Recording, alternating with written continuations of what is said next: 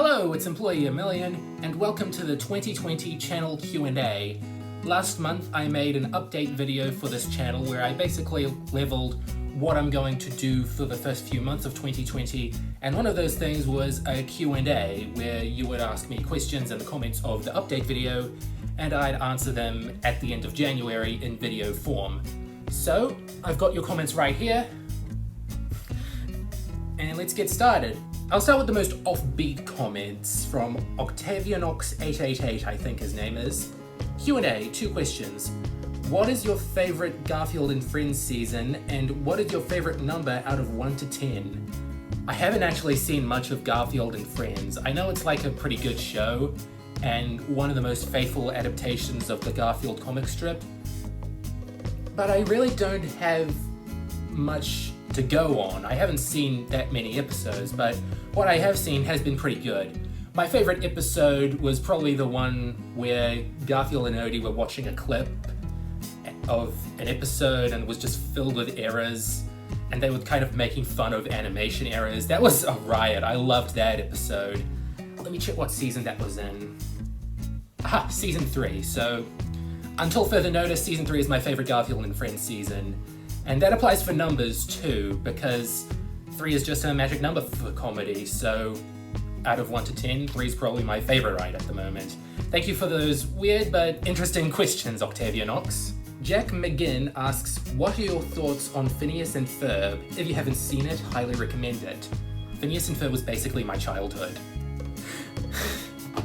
Like, I said in the Proud Family video that I did yesterday, that I watched a lot of Disney Channel growing up, and a lot of its programming was hit or miss, so that made Phineas and Ferb stand out all the more when it started. Like, it was a genuinely fantastic animated show with great songs, great characters, great animation, a very good sense of humor. Like, I know that the people who worked on SpongeBob, Rocko's Modern Life, and even Family Guy went on to make Phineas and Ferb, and it felt like my generation's version of some of those shows. Like, of course, SpongeBob and Family Guy transcend generations, but Phineas and Ferb came out at, like, the right time for me, so I've always got a connection to it.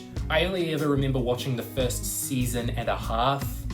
Like, towards the end of season 2, I kind of dropped off because, yeah, it's getting a bit formulaic. They already did a lot of the self-awareness stuff by the end of season 1.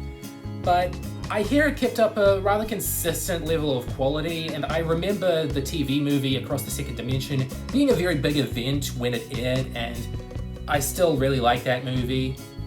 But yeah, I'm very positive of Phineas and Ferb, and thank you for asking me that, because it isn't less than 100 episodes, goodness no, it was a very long summer vacation, but thank you for asking my opinion on it. It might be in the pipeline when I abolish my 100 episode rule sometime in the future. CNFan96 asks, what are your feelings on season 12 of SpongeBob? I think it's alright. Like, I'm not as invested in the new episodes as I was when season 9B, 10, and 11 were airing. It's got to do with the fact that I caught up with it when I got to SpongeBob Mania reviewing, and now I've got a lot of other shows that I've watched and would like to watch and would like to review, so modern SpongeBob has kind of fallen to the wayside, and SpongeComs are basically some of my only real connection to SpongeBob these days, aside from the occasional review of another old episode. But if season 12, from what I've seen, has kept up the quality and the style of season 11 and to an extent season 10, that's fine. Like, at this point it is starting to become a bit old news. Yeah, wacky faces, twist endings, we've seen it before for the past 5 years now, but I still see a lot of creativity in a lot of the episodes that I've seen, like Farmer Bob, The Ghost of Plankton, Handemonium. That was a really good episode, I loved that one. What were some other ones? Something about SpongeBob getting, like, his teeth stuck together by Squidward and he becomes a good jazz singer.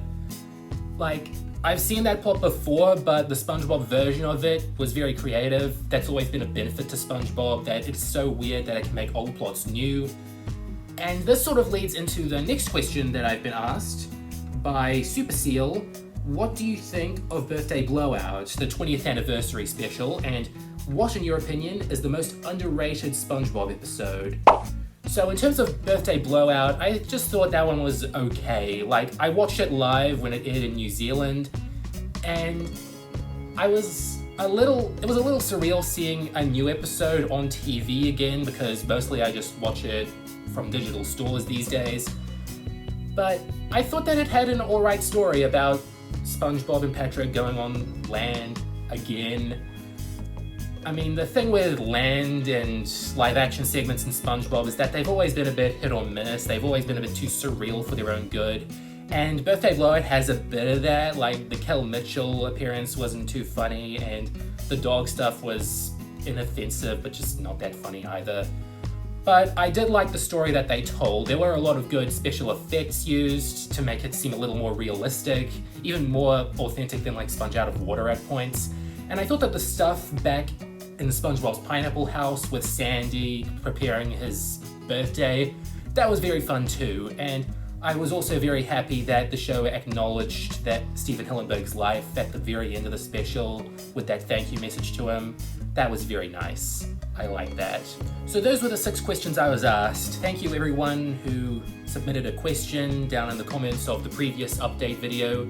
If you want to ask me a question, I'm sorry, but you're gonna have to wait for the next one, whether that be in a few months or in December again. Like, I'm happy to do this more often because this is really fun, just sharing my thoughts spontaneously. People ask me stuff, I answer. That is a fun thing about being a creator, just sharing it, you know? So, goodbye for now. Questionnaire away sometime in the future, I don't know. I'm gonna go back to watching Dexter's Lab or something.